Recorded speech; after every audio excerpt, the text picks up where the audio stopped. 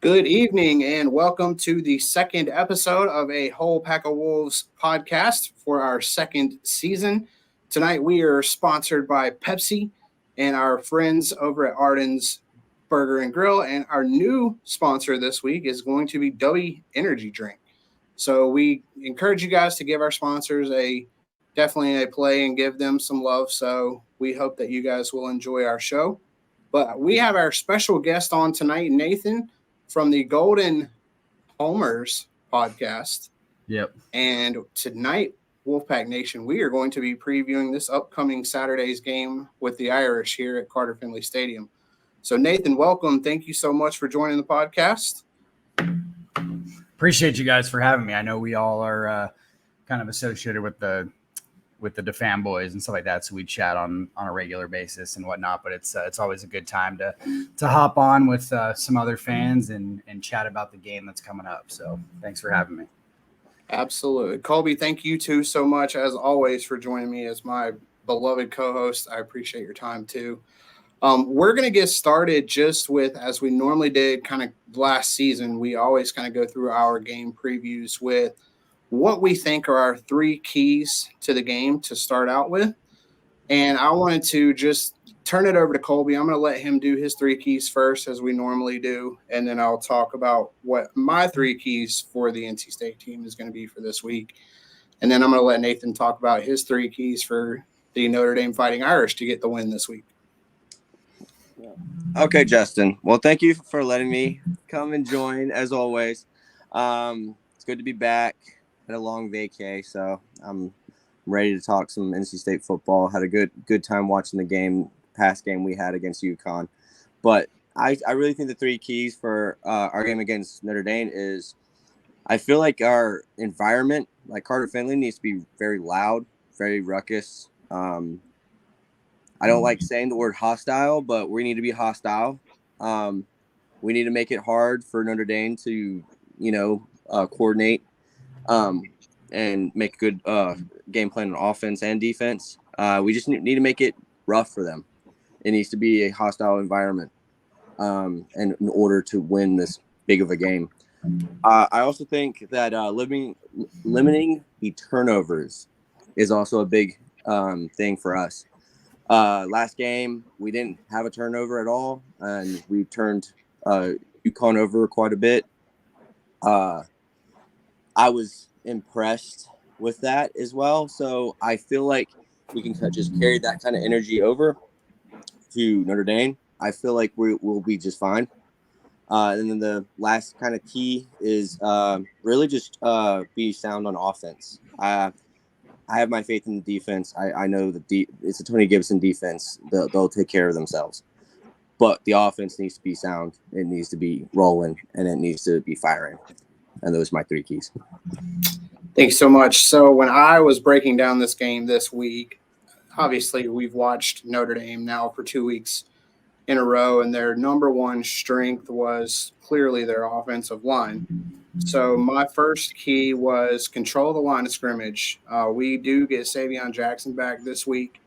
So control the line of scrimmage and control the point of attack was the number one key that I focused in on this week, because I really do feel like whoever is going to be able to run the football is going to be able to have the best opportunity to win, especially with the whole running clock and how that has changed everything. But that was the number one thing that I pointed out to. And then the second thing that I wanted to touch bases on with was just what you talked about a little bit, was getting the offense up and going. Getting the number one thing that we were missing from the offense last week was the explosives. And that's all that we heard about all offseason, was how Coach and I was going to get us the explosive plays. And we didn't see any of that last week. So that was the number two key that I had, was get some explosive plays this week, either with arms or legs, either one for Brennan. But I really would like to see Brennan push the ball down the field this week. And then my third and final key was win time of possession. I know that sounds really, really weird, but in the games that NC State has controlled the time of possession, especially over the last two seasons, they're 12-1 when they win time of possession. So that was my number one thing I wanted to touch bases on and just see, because it really kind of flows for us. If we are controlling the time of possession, we tend to end up winning the games. We just keep the game short, which plays to the strength of our defense too. So I'm going to let Nathan talk to us now and to our fans about what does he think the three keys for Notre Dame are this week. Yeah, so they might sound generic, and we'll probably get into this a little bit as we start kind of really dissecting both teams as a whole. But I think for Notre Dame, they just have to play their game. I think going into, I mean, obviously it's on the road. It's a good ACC team, but I do think Notre Dame probably has the edge from a talent perspective and a roster perspective and all that kind of stuff. So as long as they can play their game and not let NC State kind of dictate how things go, things should be pretty good for them. And honestly, when they play most teams on their schedule, that's kind of how it goes. They play their style of football. They play their game. They play the way they want to. And they should win most of the games on their schedule. Second would just be to win the turnover battle. And that's it kind of goes with number one. If NC State forces a couple turnovers and Notre Dame doesn't, that's a way to let a team that I think that Notre Dame should beat, win that game. And again, it's not necessarily saying that NC State's like this, like this dog water team or anything like that. I think NC State's a quality program, but it's just, same thing when they play Duke in a couple weeks, it's, win the turnover battle and you should win the football game. And then thirdly, and this one's a little bit more about, each other's teams. And I think Brennan Armstrong's a threat with his legs. If they can force Brennan Armstrong to throw the football and limit what he does on the ground, I think he had 93 yards and 2 touchdowns on the ground against UConn, something like that. 96 yards. 96 yards. So perfect. Yeah. So he was right there around 100 yards and obviously 2 touchdowns. So if he can, if Notre Dame can kind of force him to throw the football and not let, 3rd and 10 become first downs because he's able to scramble and do things with his legs, because we know he can, then I think it's going to be a tough day overall for the NC State offense. So those are probably my 3 keys to the game. I like those. So those are, you hear a lot of the same similarities, especially when it comes to these two teams. It's don't beat yourself, win the turnover battle, win the time of possession. You typically are going to win. Sure. And that's the number one thing that I've seen about these two teams is they are extremely efficient when it comes to limiting the turnovers, limiting the penalties, just not beating themselves. So I had talked to Nathan, you a little bit before, and I really told you I thought this was going to be a pretty even matchup when it comes to those kind of things. It's going to be a matter of who has that key turnover that, kills a drive for either team. So sure. So that was essentially what caused Notre Dame to lose the last time they came to NC State and to Carter Finley. It was the turnover. And it was the sloppiest game I've ever been, the wettest game I've ever been to, and the weirdest game I've probably ever attended. But ultimately, they were dead even until we had the turnover, and NC State gets a touchdown off of it. So I think I've washed that game out of my memory. I think Hurricane Matthew washed a lot of it out of everybody's memory. Right. There's luckily no hurricane this weekend, so yeah. Weather's going to be nice and particularly lovely this weekend, so no hurricanes. Yeah. Should be a great day. So we're going to touch base next on what we think or who we think are going to be the impact players that we are going to see this upcoming weekend. And Colby and I are going to start with our offensive players that I feel like are going to be our key players. I'm going to touch bases on kind of each level. It all starts with the quarterback for us. So, again, if Brennan Armstrong plays really well, and I'm going to say this, I hope that he doesn't try to force things. That's going to be the number one thing. If he doesn't force anything and just takes what the defense gives him, I think it's going to be successful. And then the second player that I'm going to key in on, which is a player that's coming back this week, is going to be Lyndon Cooper. I think he is going to be a really big key factor for us on the right side of the offensive line. And getting him back, I think, is going to be a really big key for us. I think last week we really saw some plays that just were not the greatest from our offensive line. We just didn't get that push that we normally do, and I think we really were missing Lyndon on the right side. And then I'm going to go outside this week with our freshmen, I think Kevin Concepcion is going to be one of our key players. I think he is a mismatch on the inside for Notre Dame. I think it's going to be really tough for their linebackers to cover him. And that was kind of the player that I nailed down. But Colby, I'll let you kind of let us know what you think. So offensively, I think the same with Brennan Armstrong. I mean, he's going to have to not just play with his legs, just he's going to has to use his arm. We got to take shots down the field. We got to make sure that we, put the ball in the right playmakers' hands. And I think two particular playmakers, in my opinion, that will have big games is Kevin Concepcion and Bradley Rosner. Bradley Rosner is a big guy. He didn't really get targeted or played much because I feel like we are kind of saving him for Notre Dame.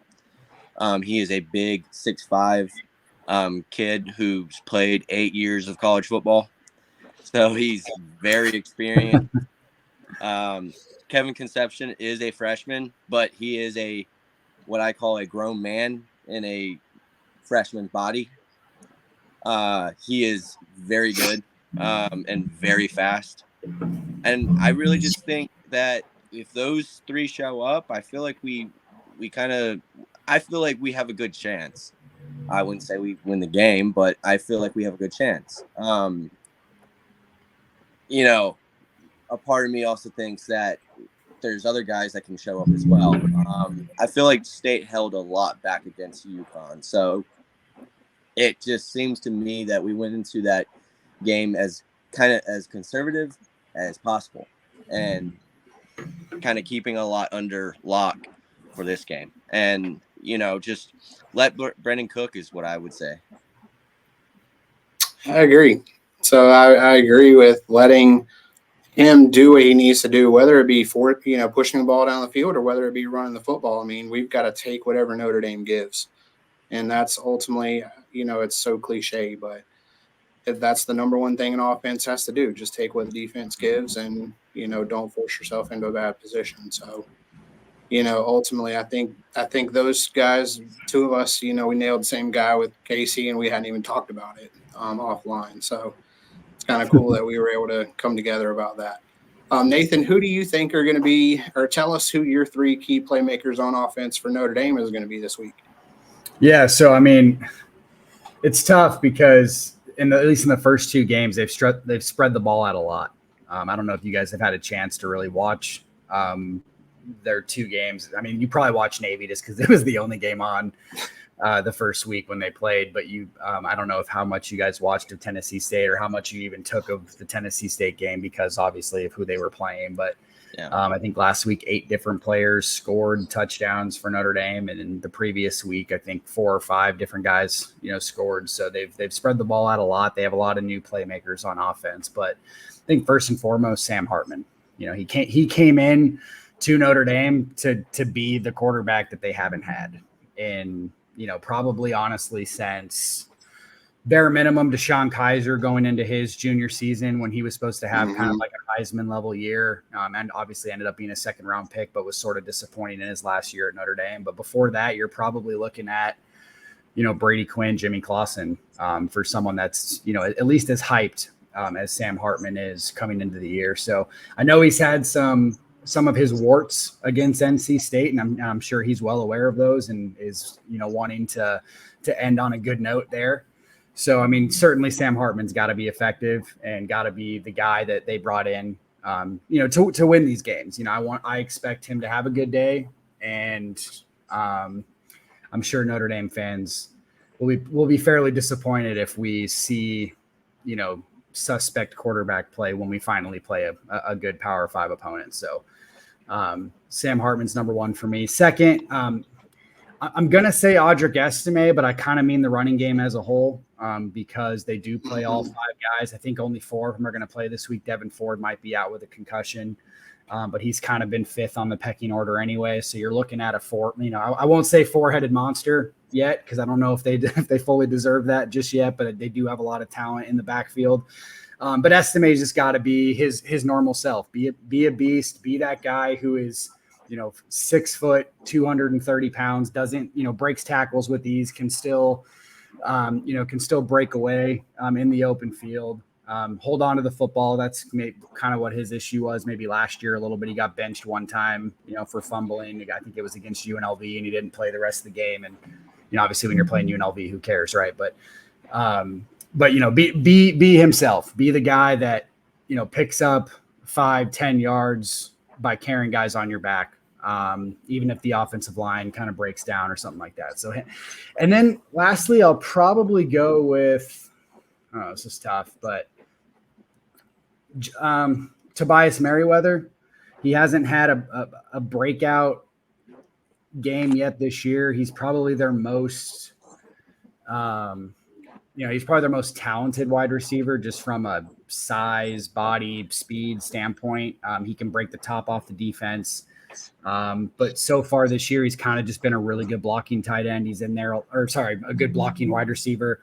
He's been in there a lot because of that. But he hasn't, I think he's only caught 2 balls for about 6 or 7 yards. In game 1 against Navy, he dropped a pass and then Sam Hartman kind of underthrew him on a deep ball. But he's really the guy that if they want to start pressing teams deep, and kind of showing that in their, kind of in their arsenal and threatening that way, he's got to be the guy to do it because, he's probably really the only one that has that ability, who's currently seeing playing time. Appreciate your thoughts on that, man. We're looking forward to it. I know for me, I wasn't as familiar with, especially some of the new faces that Notre Dame's brought to the table. So I was kind of interesting to hear you mention some names that obviously Estimate's had a great first couple of weeks, but we know Sam Hartman very, very well. So it'll be his 4th time playing NC State. So we're going to hope that we can help him stay under 500 on his way back to Notre Dame. Fair enough. But he's a great football player. There's no question about it. I was looking at his stats. He's had over 900 yards passing in the 3 games that he's played against NC State. They've been 2 of those 3 games were field goal games. So I'm fully expecting it to kind of be that way again. I'm expecting somebody's going to make that unforced error. And I think that's going to be the one that determines who wins this football game or not. So we'll now turn our attention, though, to my favorite part of this team, and has been my favorite part of this team for the last 3 years for Tony Gibson. But our defense is really one of the most important things that I feel like is going to be the key to this game is holding up the front and making sure that we can contain the running game. I really felt like after watching film from the UConn game, I know, we're not the type that are really going to kind of dog players, but that was one of the things that kind of stood out, in the first game of the season was we just gave up way, way too many chunk plays on the ground. And I really felt like most of that was headed on the right side, and that was mostly because Savion Jackson was out last week. So we do get him back. So he is my number 1 key player for the defense this week is getting Savion back. And hopefully he is our number 1 run stopper at defensive end. So hopefully we will be able to contain the edge this week, and hopefully some of the linebacker missed assignments that we had last week will get cleaned up this week, and they'll continue to fill their gaps. But he was my number 1 that I looked at. And then I'm going to go obviously to my favorite part of our defense, which is our linebackers. And I'm pretty sure there's so many people around the country that have heard this name before because he's been in college, it seems like, for 8 years too. But Peyton Wilson is the key to our linebacking core, and he had a phenomenal game week 1, 10 tackles, 2 for loss, and an interception. So he obviously had a pick against Sam Hartman his last time when he came for Wake Forest too. So I really feel like he has the speed to be able to cover, but he also has the instincts to be able to play the running game too. So he was my second key. And then Colby knows this, I'm a huge Aiden White fan, but I'm going to the opposite side of the field this week, and I'm going with Battle Island this week. So I think Shaheem Battle is going to take a step up this week. He had a fairly decent game last week, but I think he's going to take ownership and play his best game this week. So those are going to be my 3, but I'm going to let Colby talk about his 3. Yeah, those are good 3. I think the only one that I really say that I'm probably with is really Peyton Wilson. I mean, he's been in college forever. It seems like he's an incredible player, and he just knows where to be. He's there on every single tackle. If you looked at his stats, he's a great player. He's probably going to go down in the history books for NC State. So I mean, he's great. If he plays well, if he gets an interception on Hartman, and to be fair, I mean, when he's played well against Hartman, like in the past, when Hartman was at Wake Forest, Hartman has really just not done well. Peyton Wilson gets in his head, and if Peyton Wilson is allowed to get in his head, it's not going to be a good night for Hartman. Another key player to me, he's our one who wears the number 1 jersey, which is a statement jersey at NC State. Only certain players get to wear it. And it's Davin Van. If that kid gets more than 3 sacks, I mean, you won't control him at all. Like, he's that explosive. He's incredible. He's fast. He's going to be a very good draft pick if he's able to go to the NFL draft. He's just incredible, and I think he can take this game over if he's allowed to. And then really a unit in particular is my third and last, kind of key, is really the secondary as a whole. Me and Justin have talked about this. This secondary for NC State might be the best secondary since we had David Amerson in our secondary.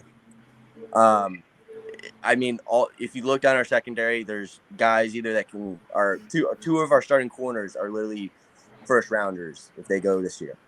Our safeties are transfers, but they have so much college football experience. I mean, the secondary as a unit, to me, if they play well, they will shut anybody down. So those really are just my keys on defense. But I just think we just need to let's get in Sam Hartman's head a little bit. I think that's the big thing with this defense as well. Get to his body too. Don't get in his head. Get to his body. I think that's been the number one thing. Nathan's probably going to talk about this too, but the thing that Tony Gibson does so well is disguise blitzes. And our front three, it really is, they're able to take on multiple blocks. And that's what really is the focus for our defensive line, is they're keying in on taking on those double teams and then allowing our linebackers to flow. So they're not really going to get a ton of sacks or maybe tackles for loss, but their goal is to take blocks. They got to take up as many blocks as they can. So unfortunately, it's kind of the tough task, and it's going to be a tough task this week. But I like your keys, Colby. So let's hit Nathan up. Nathan, who should be the keys that we're looking for in your defense this week? Yeah, so I mean, just hearing you guys talk about your freshman wide receiver Kevin Concepcion, and him possibly being. I mean, I don't know. I think Rosner is really good, obviously transferring from Rice. And like Colby said, he's an 8th-year guy and has been around the block, but been a solid player as well. But because of the fact that I like Notre Dame's outside corner so well, I think that they should have a good day regardless. So I'll go with Thomas Harper. It's like a mixture, Thomas Harper and Clarence Lewis. So Harper was a transfer from Oklahoma State, played the slot for Oklahoma State for a while. Big hitter, so he can guard some tight ends as well. Not afraid to kind of mix it up in the run game, but he's going to be tasked along with Clarence Lewis at guarding the slot guys. So if that's Kevin Concepcion, then those guys need to have a good day because I think NC State's probably going to try to feed them or feed him, and then they're going to have to make plays on the ball. And then second, those guys are also probably going to be tasked with maybe not spying Brennan Armstrong. But because of just the nature of playing the slot position, there's going to be a lot of times where they're a little bit closer to the line of scrimmage, a little bit closer to the ball just in general.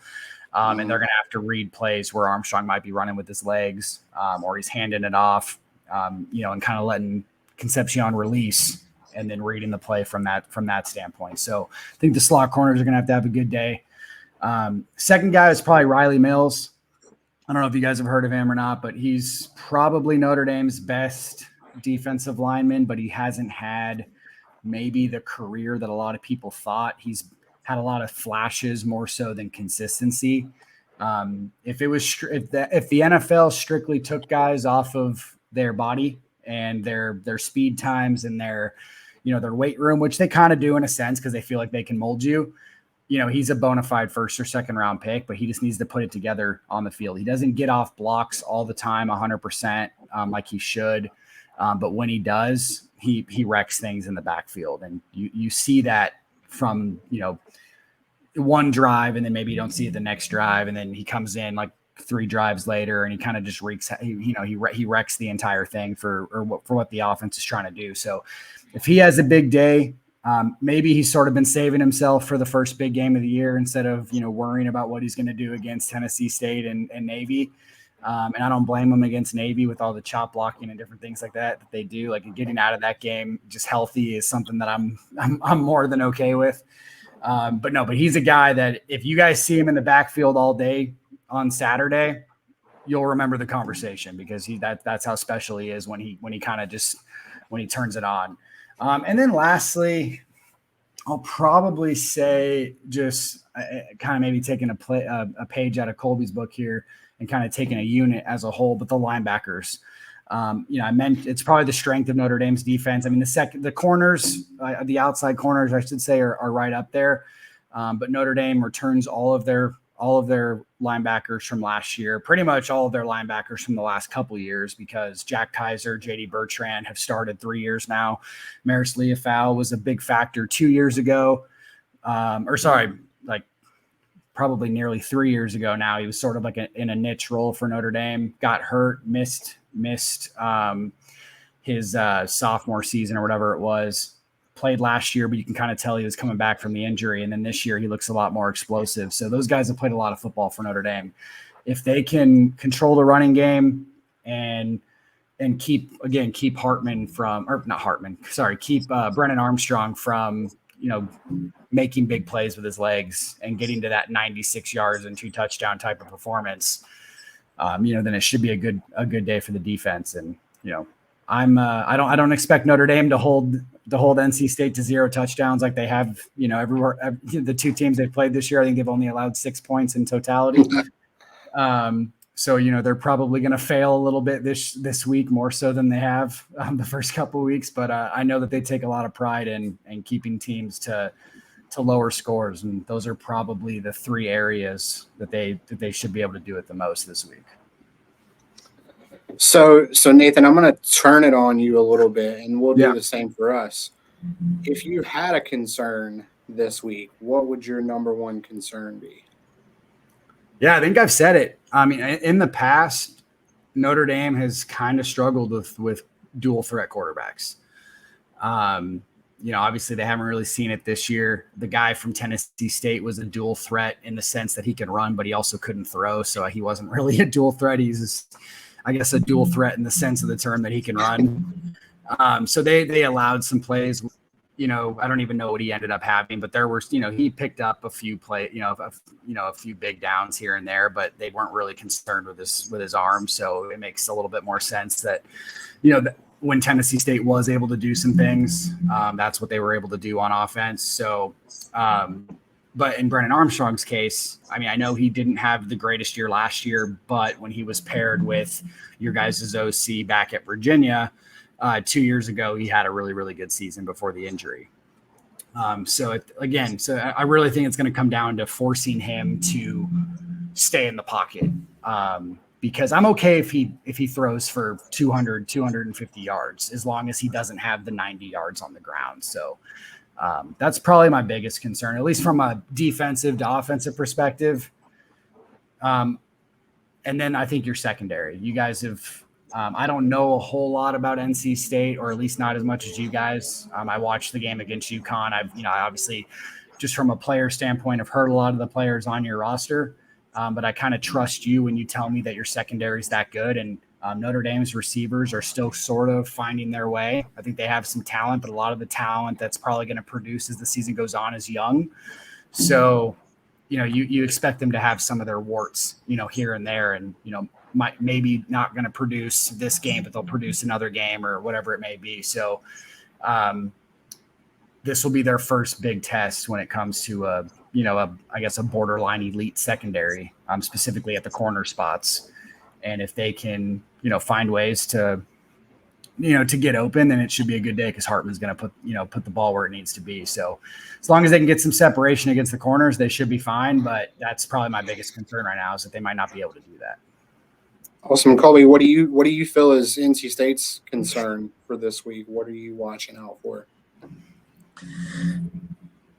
I want to say that it's more, my concern is more just making sure that we're not turning the ball over. I feel like Notre Dame can really take advantage of that. Oddly enough, I feel very confident about this game. I don't know why. It's just like a gut feeling that I've felt when this game was put on the schedule.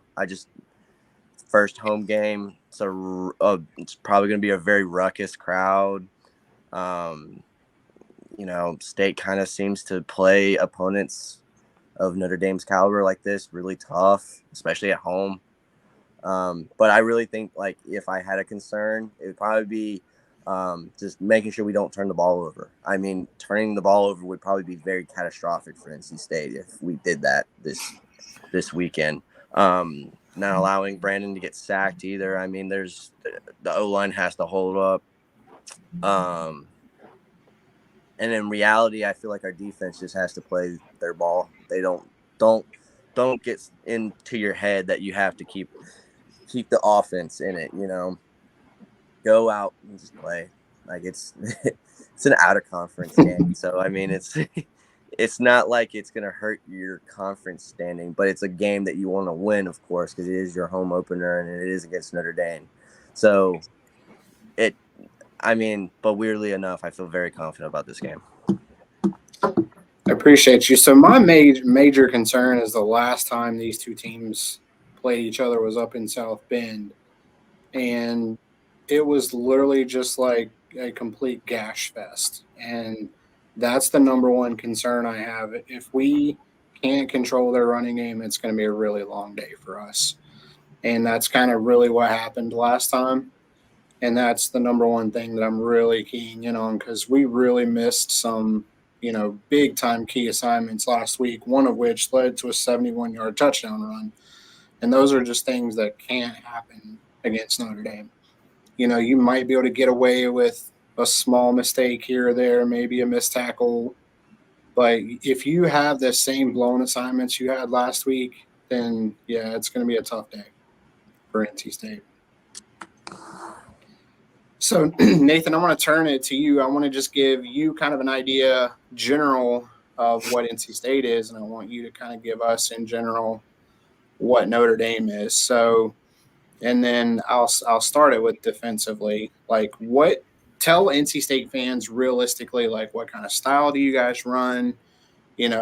We saw last week tons of cover 3, which was essentially why we couldn't throw the ball downfield all game. So what do you primarily see Notre Dame throwing at NC State this week?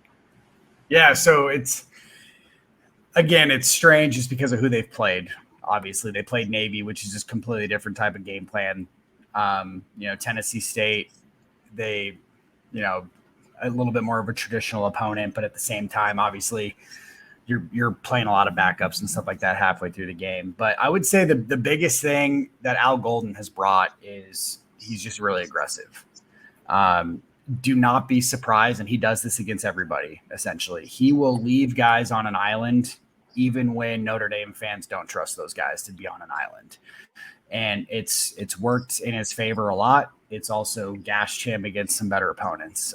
So the linebackers, they're gonna be in the backfield, and not necessarily in the backfield in the sense that they're going to be getting to Brennan Armstrong all the time kind of thing. But there are going to be, sometimes 3 or 4 times in a row where pretty much all three linebackers are blitzing or having some sort of, part in the, in getting after the quarterback or whatever it may be. And then when Jalen Snead comes in, who's kind of like their fourth linebacker, he's probably their best linebacker from just a pure athleticism standpoint, former 5-star, from, ironically enough, from the South Carolina area. So I know you guys aren't in South Carolina, but I don't know if you guys recruited him or not, but he will come in on specific blitz packages or specific, down and distances to get after the quarterback. So very, very, very aggressive, leaving guys on islands. And I think they're a little bit more equipped this year to allow some of those guys to be left on islands because their secondary is so experienced and so good.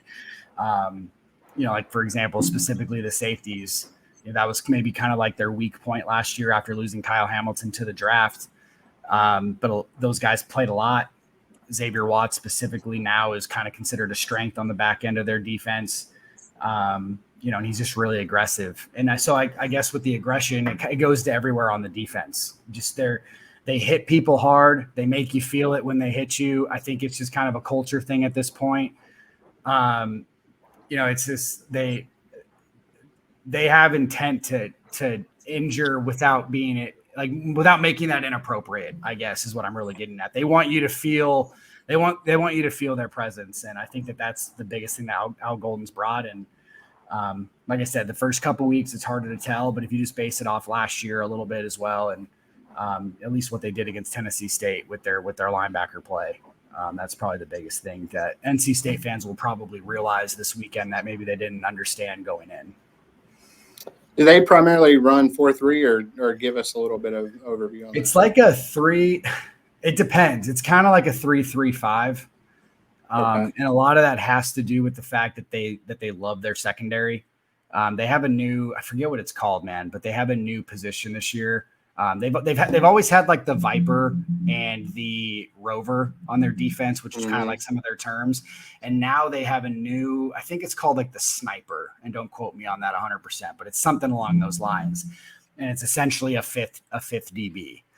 But that DB is also good enough in space from a tackling perspective against guys like maybe like a Kevin Concepcion where they would trust him. That Sniper is always going to be like a Thomas Harper, who is technically their nickel corner, but the way he plays football, he can kind of be like that fourth linebacker in a sense too. That's kind of what NC, I mean, obviously we've been a base 3-3-5 for the last few years with Tony. So that's really what our bread and butter is. And I think that's why Colby and I are so kind of high on how things are, especially in the secondary wise, because you've got Shaheem, who's been here for 5 years. Aiden's been here for 4. Jakeem Harris has been here for 4. So, it's really, that's been realistically our style too, is we go straight hard all the time. It's pure aggressive. And then if you've listened to Tony Gibson talk, he talks aggressive and his defense plays aggressive. So he wants them playing downhill. We funnel everything to the linebackers and the run game, and then we turn around and keep everything in front of us in the passing game. So, I think that's what has hurt Hartman the most is when he wants those chunk plays and he tries to throw in something that just isn't there. Yeah. There were several throws that I saw in the game last year against NC State from Wake Forest that give the dude credit. I mean, it was pinpoint on a dime, accurate as it could be, but those are also the throws that are so marginal that it could easily be an interception too, the other way. Like you miss that pass, by an inch or two and it's going the other way. So, that's really kind of what you guys can expect from us. I mean, we're going to kind of funnel everything in the run game to the linebackers, and then we'll kind of keep everything in front of us in the secondary. So Tony likes to play one-on-one a lot too. That's really been his thing this year. He really trusts those guys out there. They've been in the system for a while. So, he trusts them, and Aiden's proven that he can handle it for sure. I think he was number 1 in the nation last year. He had 139 passes that were thrown his way, did not give up the touchdown. So that's where our faith is coming in. He was first team all conference last year too. So he's just had that mentality of being aggressive and being able to keep everything in front of him too. So, but I'm going to turn it over to Colby, let him give his final thoughts on this game, where do you think NC State and Notre Dame turns out?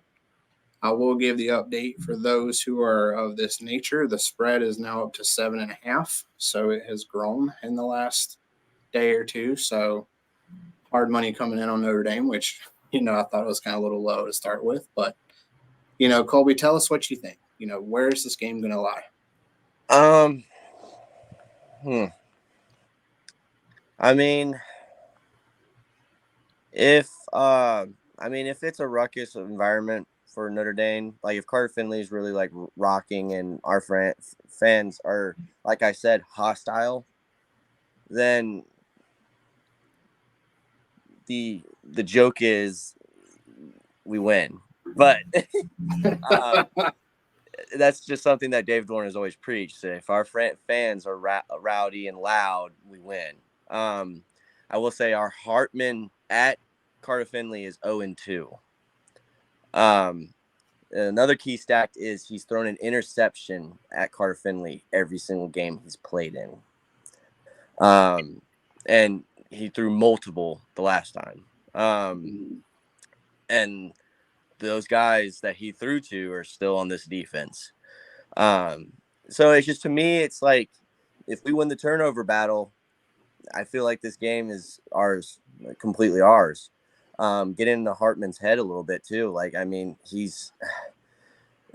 lot of people say that he is very poised, but in past games that we've played against and we've gotten in his head, the two wins we have against him, and he hasn't beaten us at home. He has really showed a lot of frustration, and as anybody would, he gets frustrated, he makes mistakes. And so if we get into his head and we cause turnovers and win the turnover battle, we win this game outright. But if we are not allowed to do that and Notre Dame is allowed to run all over us, I mean, it's going to be a long game, but I still think it would be close. I mean, I don't think Notre Dame goes into this game and blows us out. I think it's a very close game. And I mean, the spread kind of says it too. But I'm going to go with State. And if you want a score prediction, I guess I'll go 32-24 us. Okay. Nathan, I'm gonna let you do your thing. Let's give the rebuttal. Yeah, so I was kind of looking it up. I forget when it was, and I just found it. But this game reminds me a lot of Virginia Tech in 2018. Virginia, I don't know if you guys remember that season at all, and I'm only saying this because Colby brought it up, but all the talk was about the ruckus environment that Virginia Tech has and different things like that. I'll be 100% honest. I don't think that there's really much of an environment that almost any school can bring that's really going to get Notre Dame too crazy. They've played in a lot of really good environments, in their time. They went to Ohio State last year. They go to Clemson this year. Virginia Tech, even though they're not an elite football program, they're, I'd say overall they're a solid football program, much like NC State. Maybe not in the last couple of years, but just in general. And a lot of the times, especially when they play ACC opponents, they kind of shut that up. And that's kind of what I'm expecting this to happen on Saturday. I'm not expecting a blowout by any means. Blowout to me is also kind of like a weird term. Like we saw yesterday what happened in the Florida State LSU game, but that game was tied at half and pretty close in the third quarter until it kind of just got out of hand. That's kind of what I can see happening in this game. Maybe not 45-17, because I think that's kind of a little bit of aggressive. But I was looking at the Virginia Tech score from 2018. That game ended up 45-23. And that was a game that was pretty close, I believe, in the third quarter until Notre Dame kind of just opened it up. So I could see a game, and I think the biggest factor here is going to be the running attack for Notre Dame. If they can keep it to where NC State has to load the box essentially and say, hey, Hartman beat us, I think it could be a long day, because typically Notre Dame still runs the ball effectively when teams load the box because their offensive line is so good and guys like Audric Estime don't really go down very easily. And then if Sam Hartman has time, because they're not really focused on him from a pass rushing standpoint, they're going to be able to find guys open. So I kind of see this being a one touchdown game early in the fourth quarter, and then Notre Dame kind of probably wins by 14-17. So I'll go 41-26 Notre Dame.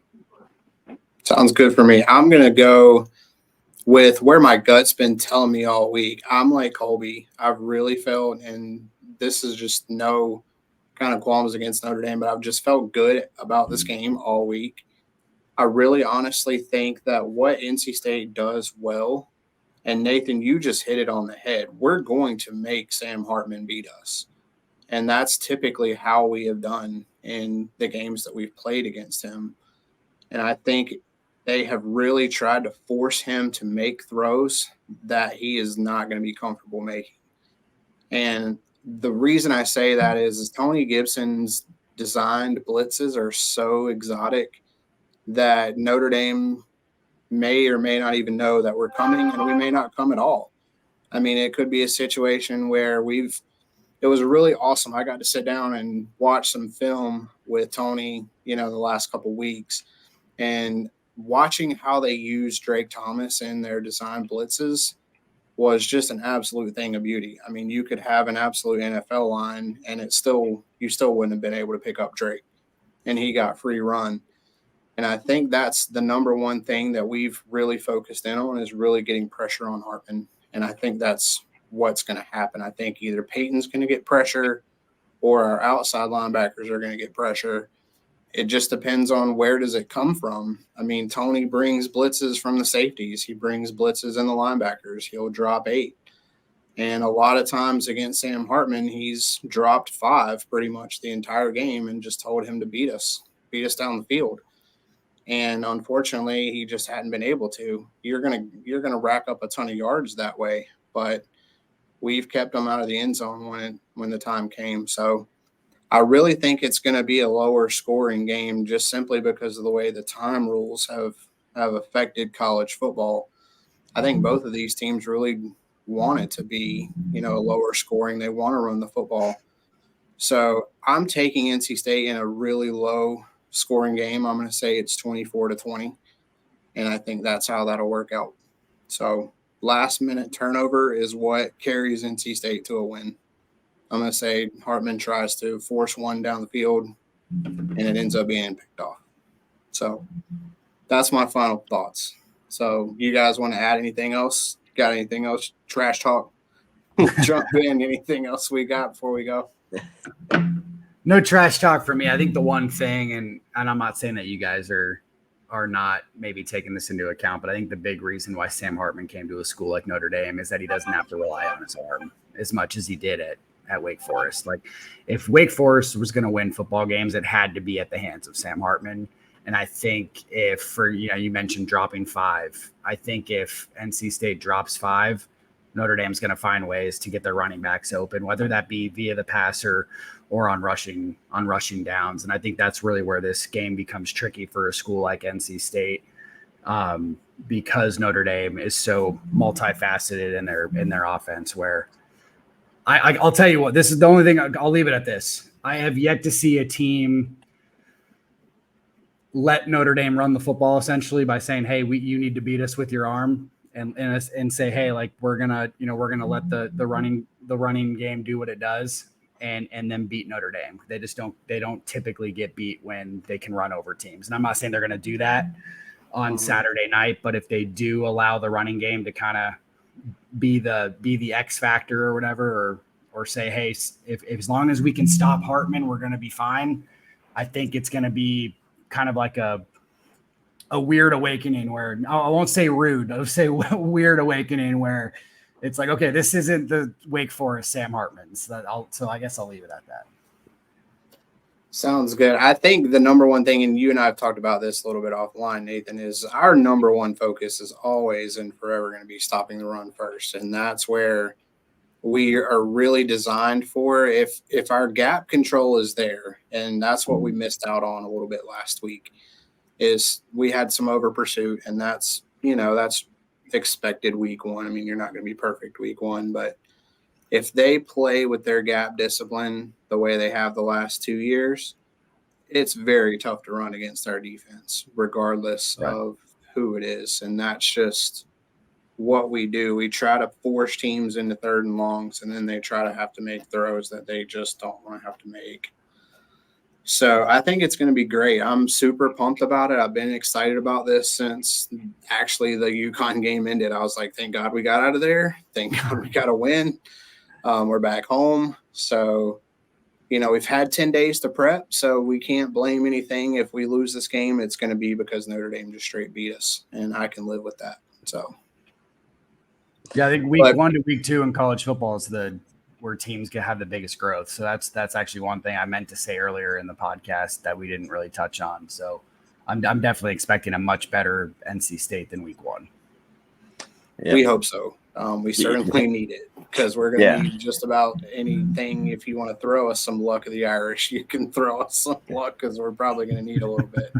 This week. One thing I will say though is a lot of people are saying that it's like, Notre Dame's the big physical team. And I've always known Notre Dame to be that. You've had a running back who's like been, I think, at least like a bruiser in the NFL every single year, it seems like. But I will say this, and something and Justin also said this as well, State does pride themselves on stopping the run. And they pride themselves on trying to make sure that the running backs doesn't have a good day. UConn wasn't really a good example of that, but there were some blown assignments. I don't really see that happening because due to the fact that it is Notre Dame. Mm-hmm. I feel like people don't realize how much that our players are going to get up for this game. It's kind of going to be a thing where they're going to really try their best to just make sure that Notre Dame does not have a great game. But it could go either way. I mean, it is college football. Anything can happen. And I'm not a big fan of Sam Hartman, so I hope he throws 5 interceptions. You're not a fan of him from a personal standpoint? I don't know if you ever watched the show, the Netflix thing. Yeah. So personally, I just didn't like his attitude. Thought he was just kind of ridiculous. And then, he went away for us, so it's even more. You can hate him more then. And so, but you got to respect the guy a little bit. But I just don't. I can't take him seriously. Fair enough. I appreciate. Yeah. As a former quarterback myself, I cannot take him seriously. I will say that both quarterbacks are super, super fiery and super, super confident guys. So it's going to be interesting to see, who backs it up because that's really what it boils down to. So, but you guys have been awesome. We are looking forward to this game. I have been looking forward to this game. We've been counting down the days, numbers of hours, minutes, seconds, all the way up to this game because realistically, we all expected to beat UConn. So this was kind of our first true test. And the good thing for NC State is their schedule sets up well after this. So, if you can carry some momentum through this game, through the next 3 after, you're going to be in a really good spot coming to play Clemson. So, it's a really good time for them to step up and have a good game, and hopefully that carries them through the rest of the year. But Nathan, man, you've been awesome. Appreciate you joining. Tell Mason next time he needs to come jump on next time. So yeah. Tell him too. We hope he has safe travels. Hopefully he will meet the best of Raleigh. Hopefully he gets a lot of the hospitality that we are well known for. So I don't think he's actually going to the game, to be honest. Okay, I thought he was going. Okay. Yeah, from my understanding, he's not. Okay. All right. I was thinking that you had mentioned to me that he was planning on going, but you guys do need to come down. Maybe we'll have to play in 2036 next. Right. We'll see what happens with the ACC, right? Yeah, we'll see what happens. That's another topic for another great day. Yeah, exactly. Yeah. Well, appreciate you joining us, man. You've been a pleasure. Colby, I appreciate you joining and taking some time for us too. We look forward to seeing this game. Nathan, you're very welcome to join us after the game. We're going to be doing our post game as well. So if you want to join us there for any post-game thoughts, you're welcome to as well. But Colby and I will obviously have another podcast this coming Thursday. So for everyone who's looking forward to that, we will take just a straight in-depth look at the NC State offense and defense, as well as taking a deeper dive into Notre Dame as well. But Nathan, as always, appreciate you, man. as always, we hope you guys have a fantastic night. Colby's going to do his thing like I always do. I'm always going to do mine too. So let's go, Pack. Colby, I'm going to let you finish up. Let's go, Pack. Woo! Nathan, I got to let you finish up, bro. I got no leprechaun dance for you or anything like that. So Okay. All right. you guys can go. Let's go. You just got to do the let's go Irish. All right, let's go Irish. There you go. Thanks, guys. I appreciate you. Have a great, fantastic rest of your week. And we will talk to you guys soon, Wolfpack Nation. See you guys on Thursday.